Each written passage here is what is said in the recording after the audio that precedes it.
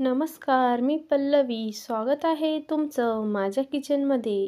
आज आपण Vidarbha special recipe बघणार आहोत. थंडीच्या दिवसात ह्या शेंगा मार्केटमध्ये भरपूर प्रमाणात अवेलेबल असतात. तर तुम्ही सुद्धा ही झणझणीत आमटी नक्की बनवून बघा. चला तर रेसिपीला सुरुवात करूया. यासाठी इथे मी 1 वाटी शेंगा सोलून घेतलेल्या आहे. पण काही लोकांना शेंगा कसं सोलायच्या ह्या माहीत नसतात.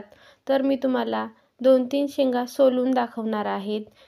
बघू शकता तुम्ही या पद्धतीने सोले काढून आपण याची आमटी तयार करून घेणार आहोत.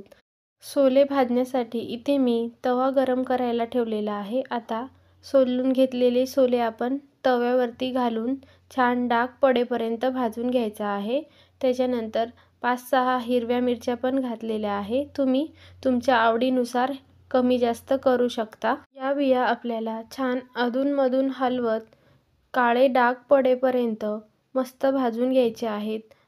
भाजून झालेले सोले आता एका बाउलमध्ये काढून घेऊ आणि त्याच्यात 1 ग्लासभर पाणी घालायचं आहे आणि त्याच्यानंतरच आपल्याला हे वाटून घ्यायचं आहे. हे सोले वाटण्याकरिता मी मिक्सरचा भांडा वापरलेला आहे. पण तुम्ही तुमच्याकडे खलबत्ता पाटा असेल तर त्याच्यावर नक्की वाटा. याची चव खूप चांगली येते. इथे बघा वाटून झालेले आहे. वाटताना एकदम बारीक न वाटता आपल्याला हे सोले जाडसर ठेवायचे आहे. त्याच्याने आमटीची टेस्ट खूप छान लागते. आता हे वाटून झाल्यानंतर आपण पुढची तयारी करून घेऊ.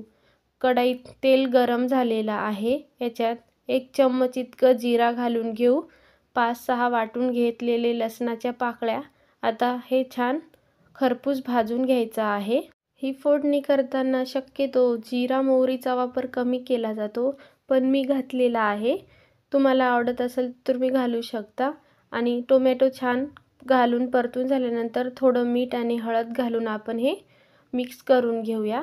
टोमॅटो पण छान मिक्स झालेला आहे. आता आपण याच्यात लगेचच वाटून तयार केलेलं मिश्रण घालून छान एकसारखं मिक्स करून घेऊया. ही आमटी वेगवेगळ्या पद्धतीने बनवली जाते, पण मी आज माझ्या सासूबाईच्या पद्धतीने ही आमटी बनवली आहे. आणि तुम्हाला जितपत पातळ किंवा जाडसर पाहिजे त्या पद्धतीने तुम्ही पाणी घालून घेऊ शकता. मी याच्यात अजून हिरवी कापलेली कोथिंबीर पण घालून घेतलेली आहे आणि याला आता छान उकळी येईपर्यंत मंद आचेवर शिजून घ्यायचं आहे.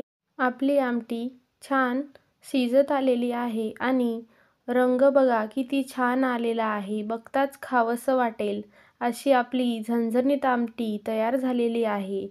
ही आमटी चवीला खूप छान लागते आणि विदर्भात हिवाळ्यात केली जाणारी स्पेशल रेसिपी आहे ही ओल्या तुरीच्या शेंगाची आमटी. ही आमटी बनवण्याकरिता जास्त वेळ लागत नाही आणि तुम्हाला माहिती आहे पारंपरिक रेसिपी एकदम सोप्या असतात आणि कमीत कमी वेळात आणि कमी साहित्यात बनल्या जातात. तर आपली झणझणीत आमटी तयार झालेली आहे. ही आमटी तुम्ही सुद्धा या हिवाळ्यात नक्की बनवून बघा. या आमटीची टेस्ट खूप छान लागते. 1 भाकरी खाणारे 2 भाकरी खातील ही माझी गॅरंटी. आणि ही आमटी ज्वारीच्या भाकरीसोबत, बाजरीच्या भाकरीसोबत तुम्ही कशासोबतही खाऊ शकता आणि सोबतच लोणचं. वा वा! तुम्हाला टेस्ट करून सांगते ही आमटी कशी झालेली आहे. बघू शकता किती छान दिसते आहे आणि चवीला तर अप्रतिम झालेली आहे.